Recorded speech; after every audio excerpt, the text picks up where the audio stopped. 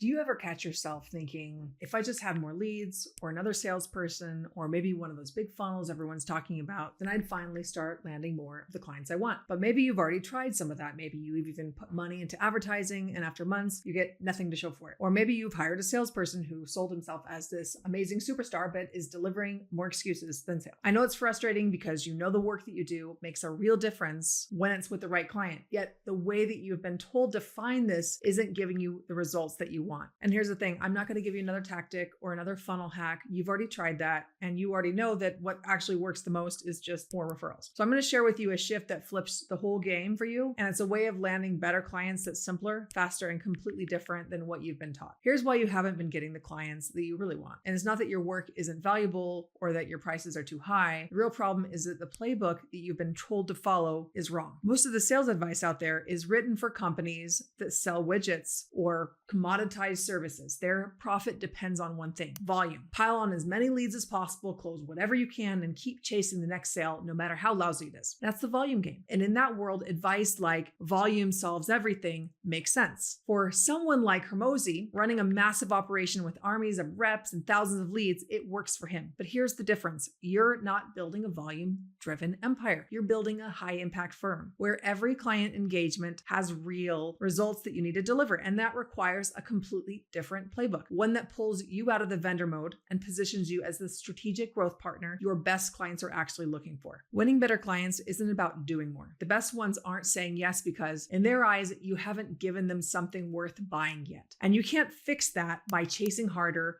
explaining longer, or stuffing your offer with more deliverables. That one keeps you looking like everyone else. You fix it by getting clear about the outcomes that actually matter to them and delivering those results with more predictability, which means drilling deep into what they actually want, not just the service level complaints that you hear in the discovery calls. When you do that, they will become present to the real issues that they want solved and the results that they care about most that they might doubt are even possible. And when you can show them that path toward that outcome, it's a totally different dynamic. And now the conversation shifts away from what do you charge or what do I get to this is exactly what we've been looking for. And accept that they might not have even been looking for it because they didn't even realize someone out there could do it for them. And when you reach that point, the right buyers don't need convincing. They lean in because now you're speaking to what they really want. And that's the critical shift. It's how you stop sounding like every other firm. It's how you have true differentiation and you start standing out as the obvious choice for them. And that's what wins you better clients, the ones who pay more, that respect your expertise, and are eager to move forward. But here's the challenge. It's not enough to just know what they want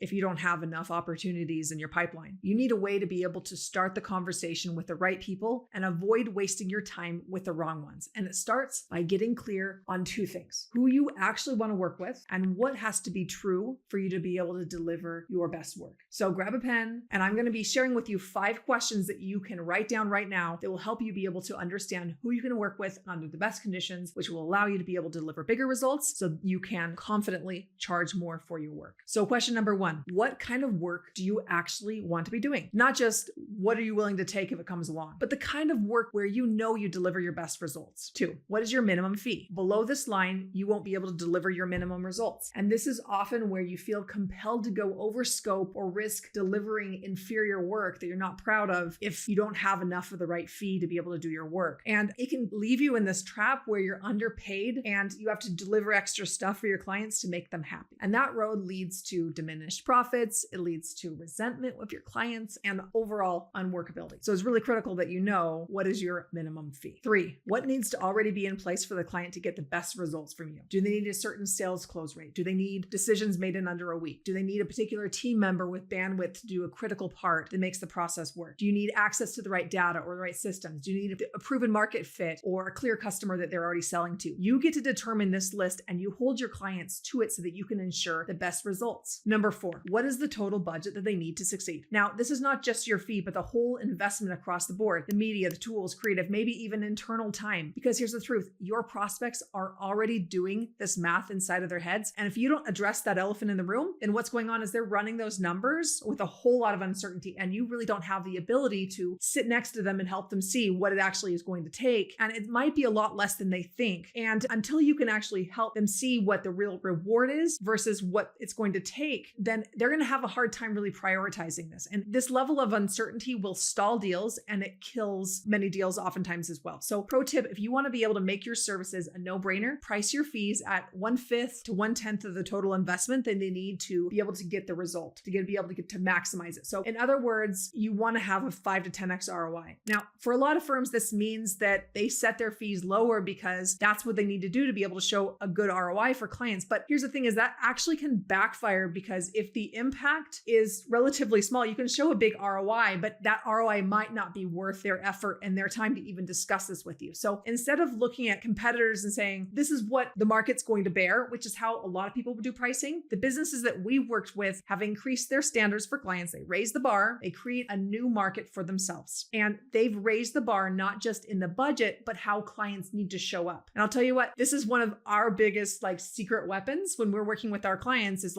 this is the result we can help you create, but we need this from you. We need this level of commitment. And when they can see what they actually get out of that, then they're willing to actually put in place that commitment. And that's how we can drive much bigger results with them. It's really leadership. And if they can't or they won't be able to show up in that way, then you can confidently say, I don't think we're a good fit right now. And when you know this, it becomes so much easier for you and your team to be able to spot the opportunities that are going to grow your business and the ones that will quietly hold you back. Let me give you a quick example. Josh and Marcello, two of our clients, used to be varied in service delivery and their capacity was maxed out, but with lower paying projects that kept them stuck. And when COVID hit, their clients started canceling and it felt like everything was about to collapse. And this shift happened when they raised their bar. They got clear on their minimum fees. They said yes only to what, they would call their soulmate clients. And they stopped taking on projects that didn't meet those conditions. And the result, this was one of the key things that allowed them to be able to add $1 million in 12 months. And they kept raising their fees and built processes around those outcomes. And today they are able to even compete with Google and Facebook for top tech talent because they really have become this top firm that delivers such incredible results. And they've built this incredible culture around this, and they're able to attract an amazing talent as a result of that. And here's the thing is that's the power of getting clear on who you work with and saying no faster to everything else. So here's your challenge. On your very next call, instead of listing everything you do, ask this: what is the biggest problem that you need solved in the next 6 months? And stop. Don't explain your services. Don't ever talk. Just listen and then ask better questions. And what you're going to find is that the right clients are going to lean in because you've helped them see the real problem behind the problem. And that kind of leadership is what they've been searching for all along. And when you start looking at growth through this lens, you realize that you don't need 50 new clients a month. You just need 3 to 4 of the right clients to be able to hit your revenue goals, grow your firm, and finally have the freedom to focus on the work that actually matters.